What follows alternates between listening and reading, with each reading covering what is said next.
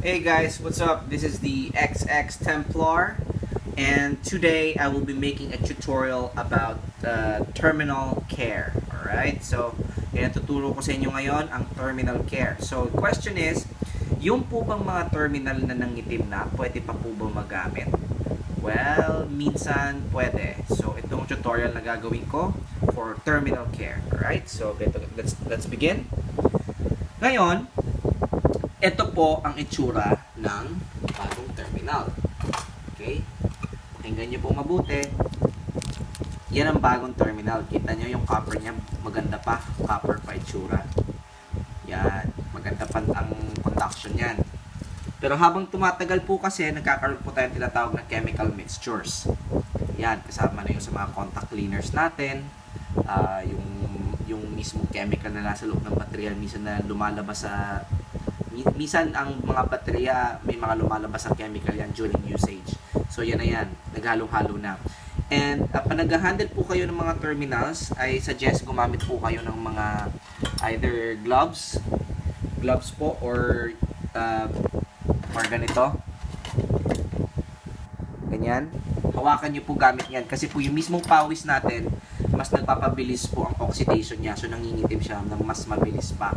Kasi dahil po sa pawis natin tsaka sa essence ng mga katawan natin. Okay? Kasi aming acid din po tayo sa katawan eh. So technically nangyayari po ito, hinahawakan natin. Minsan di maiwasan sa race, nahawakan natin siya. Okay?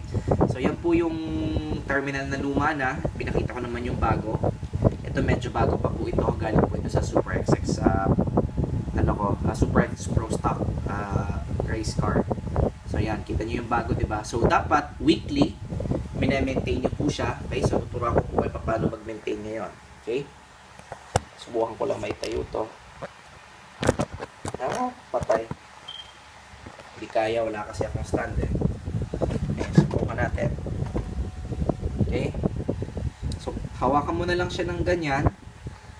Okay? Hirap.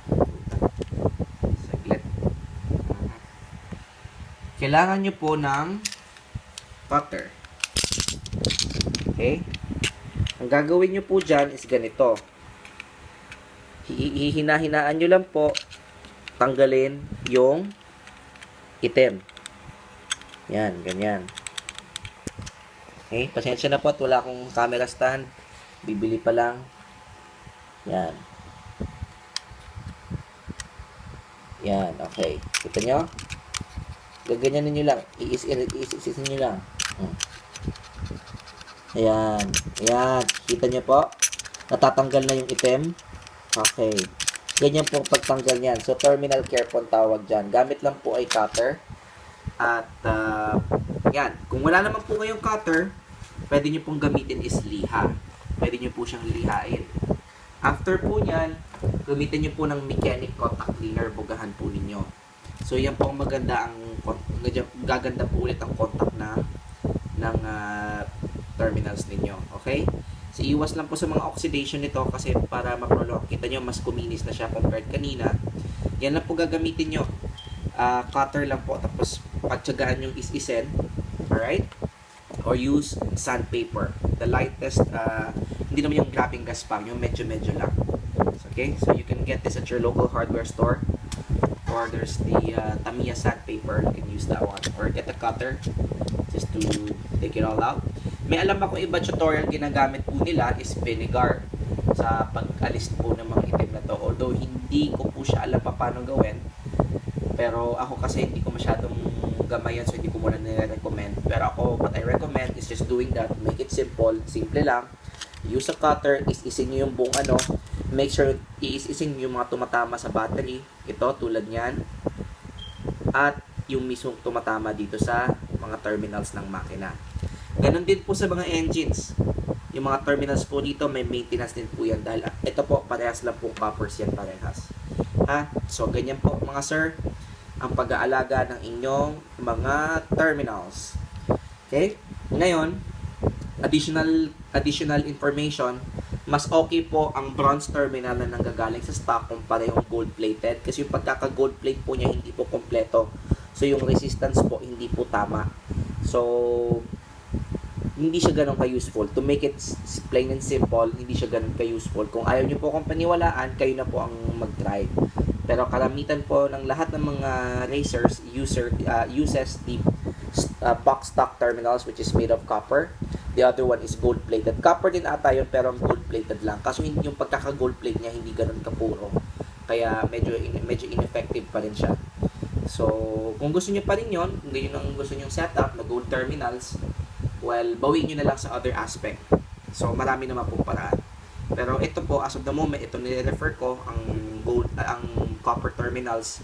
Tandaan nyo lang po, dapat weekly nyo po ito ginagawa. Yung mga item, gamitan nyo po nitong ng cutter. Ingat lang po, baka makasugat. Gamitin nyo yung talas, tapos is-ising nyo ng dahan-dahan. Hindi po ulit, paulit lang, kumuha kayo ng sandpaper. Yan po ang pwede yung gawin. And lagi pong gagamit kayo ng gloves kasi yung pawis po nagbibigay din po ng oxidation sa mga metal ng copper. Alright, so thank you so much for this tutorial na nirequest po ni Mr. Plains. Pasensya na, nahuli na at madami rin lang po ang obligasyon sa trabaho. Ganyan lang po mga sir, tandaan nyo, weekly dapat po ginagawa ang mga ganito kasi syempre parang kotse din po yan, may wear and tear. So, kung gusto niyo ma-prolong ang life ng terminal, gawin niyo po yung sinasabi ko at magandang conductivity niya during the races. Alright, so shout out to my boys, CTUSA, to my co-teachers, Flames, Shellshock, Migs X, and Hokajiro. Alright, thank you, love you guys.